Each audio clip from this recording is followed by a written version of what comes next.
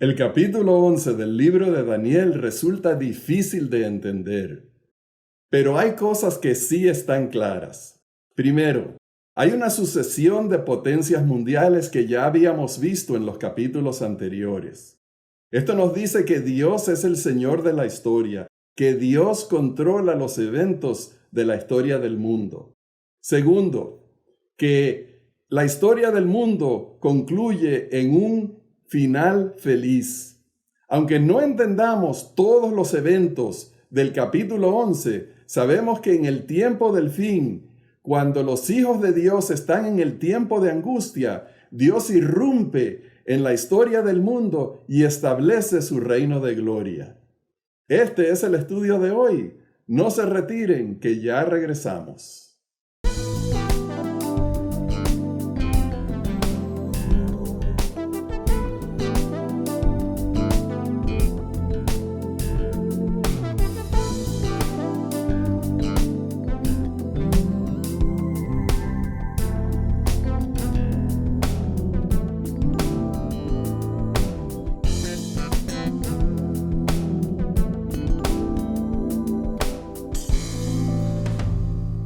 Hola, apreciados hermanos, bienvenidos a Perspectiva Bíblica.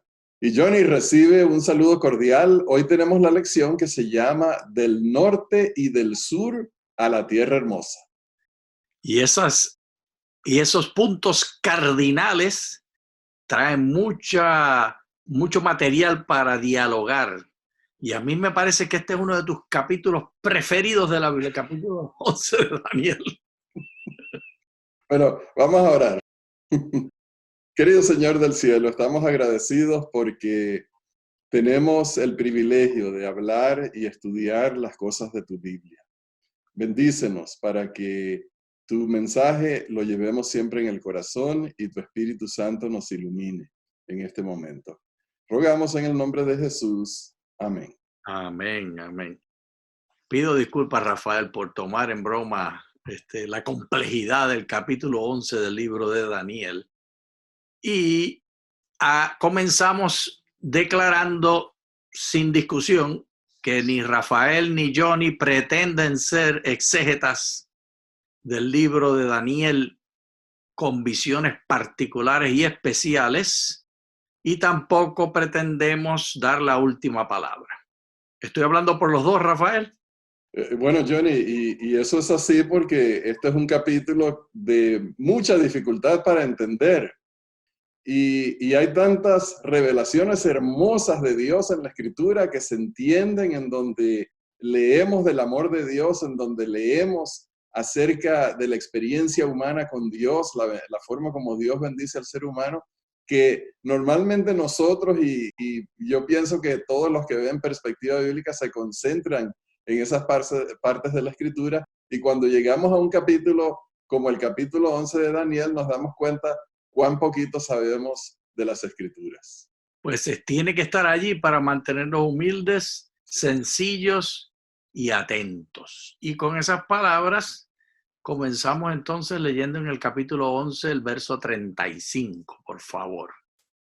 También algunos de los sabios caerán para ser depurados y limpiados y emblanquecidos hasta el tiempo final, porque el plazo fijado está aún por venir.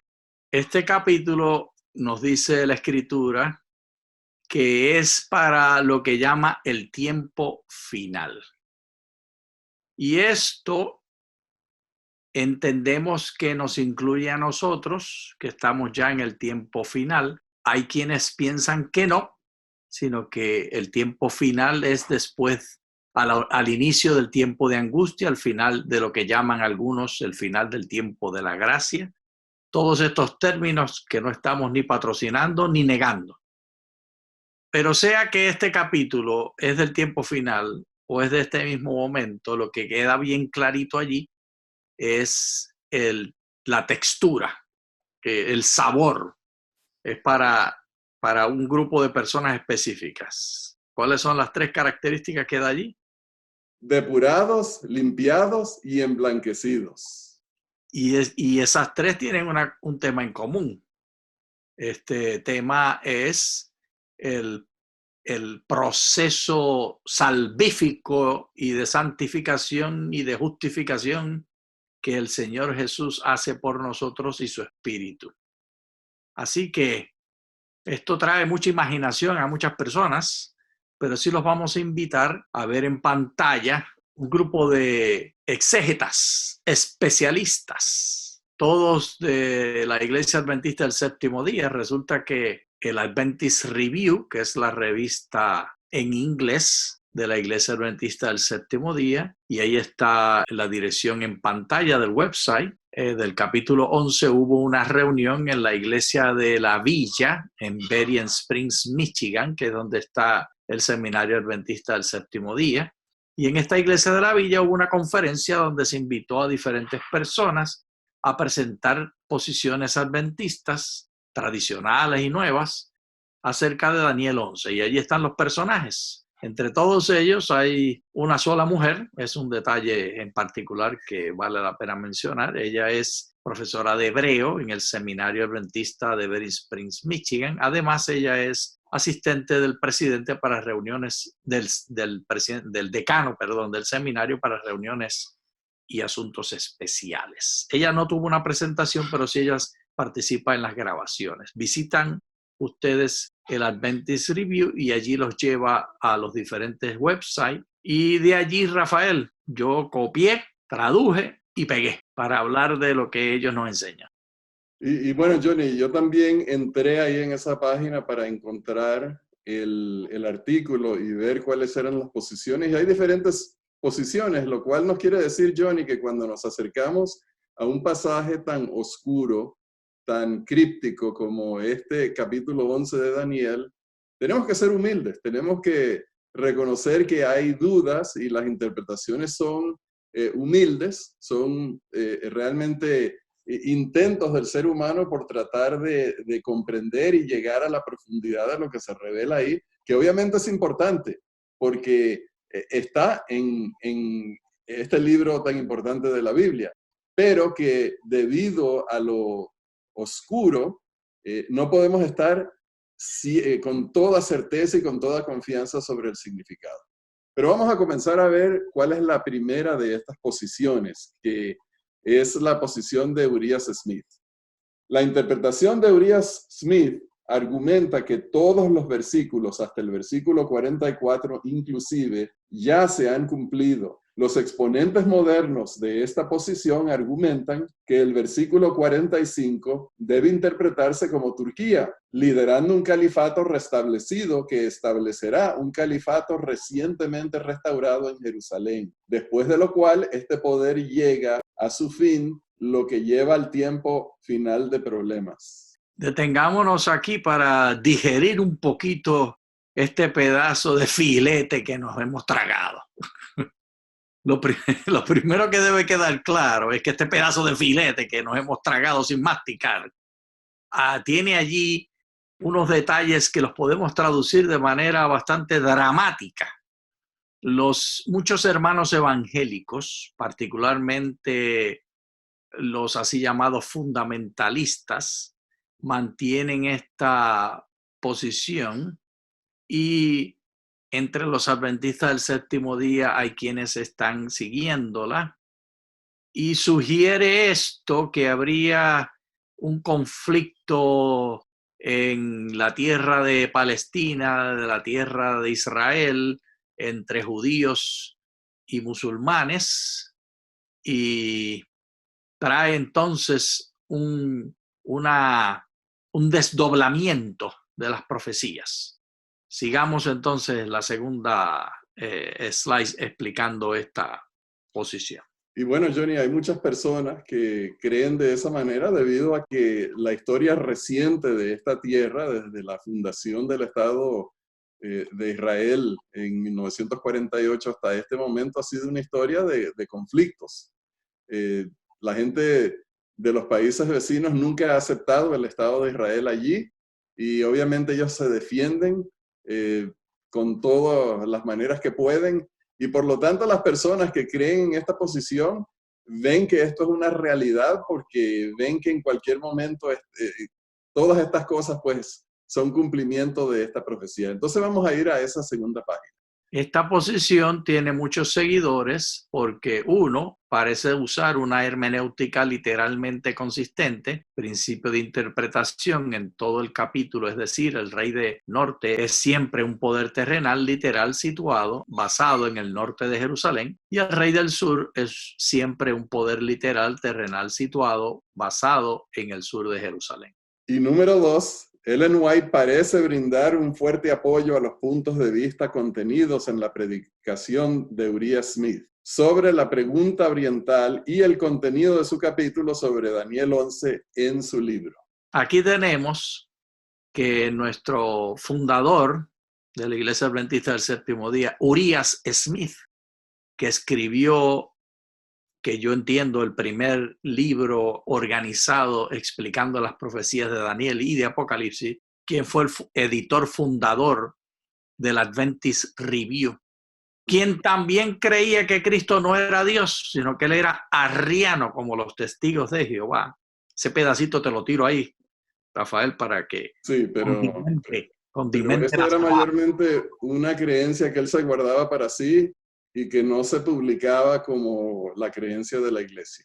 Pero sí era aceptado y conocido su posición, sí. Se le aceptaba como un igual, tanto así que es el editor fundador de la revista adventista. Hoy esto no hubiera sucedido. No. Un día hemos creado hasta instituciones que no sé si han ejercido su liderazgo todavía o no, instituciones para determinar el cumplimiento y cuánto se adhieren las instituciones adventistas a las posiciones de la iglesia. Estos comités, ahora se me va el nombre que le pusieron, compliance, comités de, ¿cómo se dice compliance en español? Cumplimiento, no sé realmente cómo se traduce. Tal vez lo podemos traducir como de obediencia. Sí. Comité de obediencia, que va a ver cuán obedientes somos, si seguimos o no seguimos como personas. No es tanto así como personas, sino como instituciones y como empleados. En este caso, tú eres empleado de la iglesia, yo no soy empleado, yo sí tengo mi credencial en vigencia de la División Norteamericana a través de las oficinas de capellanía, que me mantiene mi licencia mientras yo enseño en Fuller Theological Seminary. Pero el punto clave aquí es que tres puntos clave. El primero, esta posición es la más antigua de la iglesia adventista. La original. Sí. Es la original. Y tiene una consistencia literal al leer los escritos, aplicándolos literalmente. Y número 3, requiere que veamos a Israel como algo especial todavía. Es decir, el gobierno, que veamos el gobierno y la tierra de Israel como algo especial todavía. Más especial que cualquier otra nación y que cualquier otro lugar. Y eso no es una posición generalmente aceptable en la inmensa mayoría de las otras lecturas de la Biblia. No vemos a Israel de esa manera en la interpretación de muchos del resto de la Biblia. Es en el libro de Daniel y de Apocalipsis que sale a surgir esta posición evangélica fundamentalista. Bueno, eso es para nosotros, los adventistas, que no creemos en esa posición, pero fuera de la iglesia adventista eso es muy común. Pero hay muchos adventistas que creen eso también. De hecho, así comenzamos. Esta era Correcto. La posición del hermanito Urias. Pero dije los otros detalles del hermanito Urias para que entendamos que para muestra un botón. Si el hermanito creía que Jesús no era Dios y ese botón no nos gusta, pues no tenemos que comprar el resto del vestido completo. Lo podemos rechazar el vestidito. Pero rechacémoslo o no, ese no es el trabajo nuestro. El trabajo nuestro en esta posición es decir lo que, de manera general, lo que dice e irnos a la segunda posición acerca de cómo interpretar el capítulo 11 del libro de Daniel.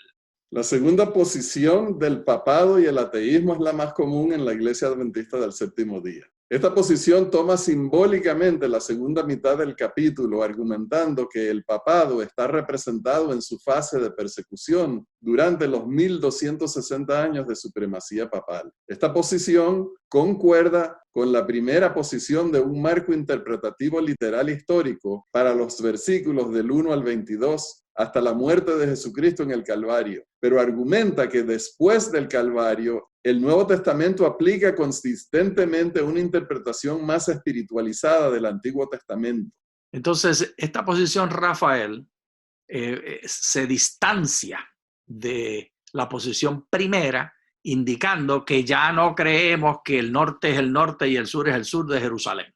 Nos desplazamos fuera de ese pedacito de tierra y de ese reino de Israel y de las interpretaciones literales de que Israel tiene algún papel literal que cumplir y que la plaga y la, ¿cómo se dice? La gran batalla de Armagedón será en esa tierra. Entonces esa posición se distancia de esta idea y dice, no, esto tiene que ver con instituciones.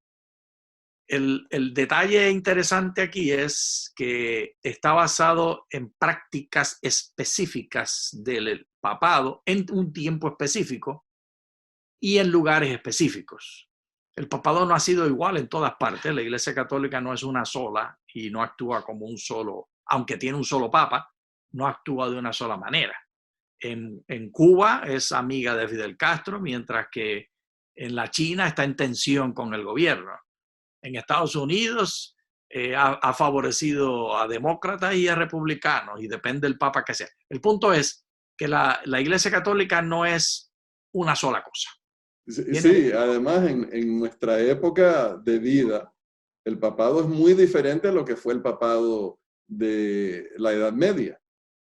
Se pudiera decir que son dos instituciones diferentes, aunque realmente es la misma, hay una continuidad, pero el carácter de la institución ha cambiado debido a que han cambiado las condiciones políticas, debido a que han cambiado las naciones y la relación que todavía mantienen diplomáticamente con el papado. Todo eso ha cambiado de manera de que el papado ha tenido que adaptarse al surgimiento de la independencia y la autonomía de todas las naciones y crear una identidad nueva.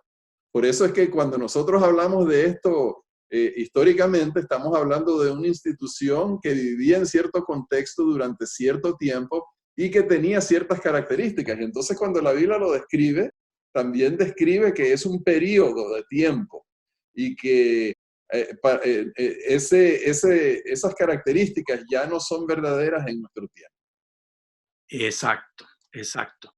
Yo me atrevo a sugerir, Rafael, que si la Iglesia Adventista del Séptimo Día y la Asociación General tuvieran el poder que tiene el papado, en algún momento, en algún lugar, actuaríamos exactamente igual que en la Edad Media. No lo digas, hermano.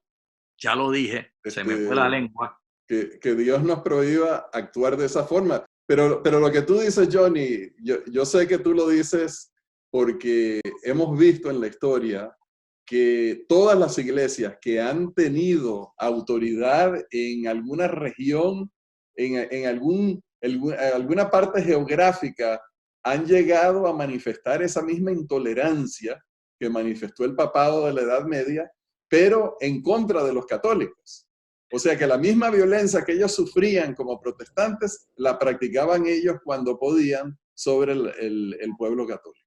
Te doy un ejemplo más específico. La Iglesia Adventista del Séptimo Día en África tiene representantes en los diferentes gobiernos. Vayamos a Kenia, por ejemplo. En Kenia, en Nairobi, Kenia, en la fuente de poder del gobierno, se escucha con gran atención las posiciones de los pastores adventistas y se han creado leyes para perseguir a los homosexuales. ¿Estoy yo diciendo que yo estoy a favor de la homosexualidad?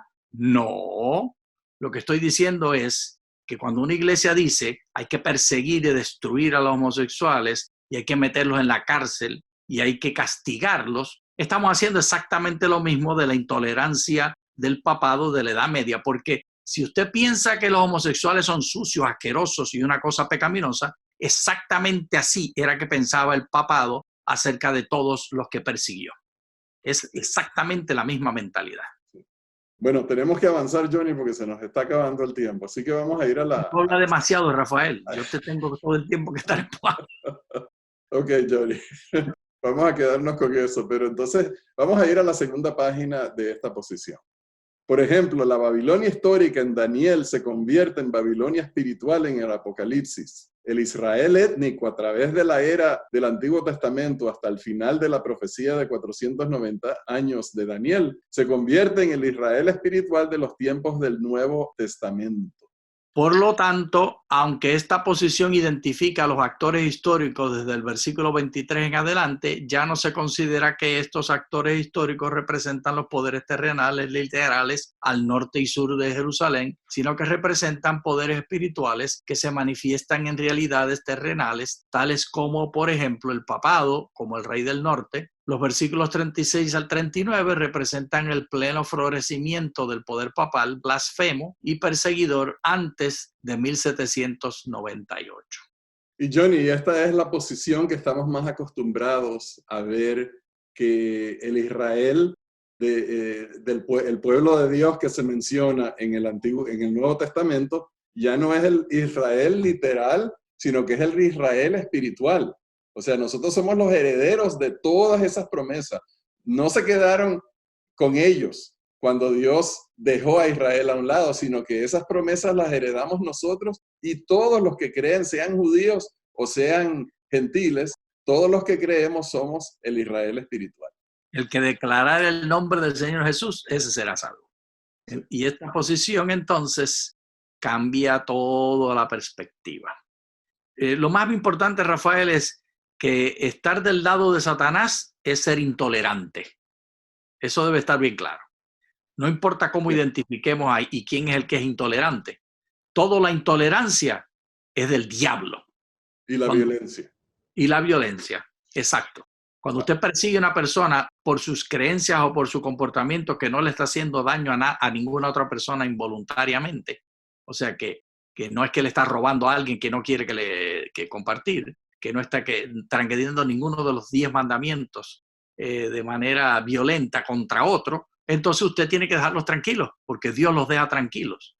Dios nos deja vivir y nos da agua y sol a todos igual. Pero nos vamos a la tercera posición, que está muy interesante porque es la más reciente, la más innovadora. Daniel 11, del 2 al 21, describe una secuencia de eventos históricos posteriores a la época de Daniel que afecta a su pueblo judío y comprende los antecedentes de la venida del Mesías. El versículo 22 predice la muerte de Cristo bajo la Roma imperial en el corazón del capítulo.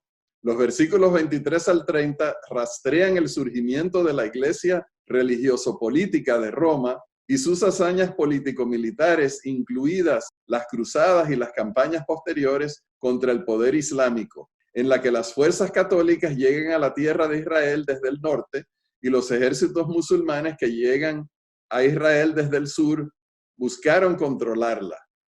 Luego, los versículos 31 al 39 desarrollan las predicciones de Daniel 7 y 8 con respecto a las únicas y asombrosas pretensiones religiosas y persecuciones viciosas, que ver también los versículos 31 al 39 y segunda de Tesalonicenses capítulo 2, en los versículos 40 al 43. El papado y sus aliados, la Babilonia de Apocalipsis, finalmente triunfan sobre el poder islámico, su némesis político-religiosa de mucho tiempo. Vean también la quinta y la sexta trompeta en Apocalipsis 9, durante el tiempo del fin, después de 1798 y 1844. Y la última de las... lee la última, Rafael. En el curso de una campaña final que aparentemente apunta a perseguir al verdadero pueblo de Dios, el papado encuentra su fin abruptamente, justo antes de un tiempo de angustia y la segunda venida de Cristo. Esta interpretación acepta el énfasis religioso y la globalización que se desarrolla después de la primera venida de Cristo, cuando Israel se convierte en la iglesia cristiana y Roma se convierte en el papado. Sin embargo, el verdadero pueblo cristiano de Dios también se ve afectado por las actividades político-militares de Roma y el islamismo en determinados momentos y lugares. Todo esto está basado, Rafael, en la idea de que tiene que haber una institución humana global que está unificada al leer los detalles del capítulo 11 del libro de Daniel y quererlos compaginar con todo lo demás de Apocalipsis y Daniel. Estas son repito, los tres presupuestos que hay que tener para esta posición. Número uno, que usted tiene que poder coordinar todos los capítulos de Daniel y de Apocalipsis en un solo paquete que es cronológico y lineal. Número dos, que tiene que haber una institución que sea global, que representa todas estas características. Y número tres, que tiene que ser una institución que es contraria a los intereses del cristianismo puro. Pero eso no fue la historia si miramos la historia, vemos que dentro del mismo Israel no necesitaban más perseguidores que los propios reyes de Israel que perseguían a los otros israelitas. Así que... Sí, bueno, las guerras entre ellos y las persecuciones, atacar a los mensajeros de Dios, porque no necesitaban poderes espirituales afuera que lo sabía, porque dentro de ellos mismos tenían los problemas y se hacían esas guerras y persecuciones. Y si leemos el libro de Hechos, además de ser el libro de los hechos del Espíritu Santo en favor de los seres humanos, es el libro de los hechos en persecuciones unos con otros de la iglesia primitiva, peleando los judíos con los gentiles y queriendo tener hegemonía, mientras al mismo tiempo se ve de una manera fantástica y fenomenal la misericordia de Dios, que como una sola sombrilla recibe a todos los que están debajo peleando unos con otros como un solo grupo de salvación. Y me parece que ese es el mensaje más importante de este capítulo 11, Rafael. Aunque no le quito nada a ninguna de las interpretaciones y que cada cual estudie por sí mismo, y en el próximo, en 2 slides más, le vamos a dar los websites que usted tiene que visitar. ¿Hay algo que quieres pontificar, Rafael? Bueno, no pontificar, no, pero sí ofrecer lo siguiente. Hay muchas, dentro de la iglesia adventista, hay diferentes interpretaciones de este capítulo 11 de Daniel. Por lo tanto, no nos debe extrañar que para nosotros resulta confuso. Tenemos ese artículo en la revista adventista, tenemos también los papeles o las monografías que se escribieron para la conferencia, y tenemos el video, la presentación en video. Y Johnny, todas estas cosas son importantes porque Dios nos las reveló. Crípticamente, oscuramente, pero Dios nos las reveló, se las reveló a Daniel. Hay un mensaje importante allí. Pero entre todos los mensajes que hay en las Escrituras, Johnny, el más grande y el más importante de todos es muy claro. Dios nos ama. Dios se interesa por nuestro bienestar. Dios está pendiente de nuestra santificación, nuestra salvación. Si nosotros nos hemos puesto en las manos de Dios, nuestra salvación está garantizada por Él, porque Él está a cargo de nuestra santificación, porque Él nos da su Espíritu Santo, porque Él nos llama al arrepentimiento y nos corrige cuando necesitamos corrección. Y estando en las manos de Dios, podemos decir, gracias Señor Jesús, porque tú me has prometido la vida eterna y la has obrado para mí. Amén. Y con este pensamiento... No, espérate, Rafael, espérate. Vamos a leer por lo menos Daniel 11:19, ese versículo nada más. Daniel 11:19. Luego volverá su rostro a las fortalezas de su tierra, mas tropezará y caerá, y no será hallado ya más. Esto resumen: no confíes en el poder de los reinos humanos, no importa cuán buenos y fuertes se vean. Los reinos humanos indefectiblemente caerán. Misericordia quiero, Señor. Amén. Y bien, con este pensamiento, queridos hermanos, llegamos al final del estudio de hoy. Les agradecemos por habernos acompañado y les deseamos muchas bendiciones de Dios. Muchas gracias.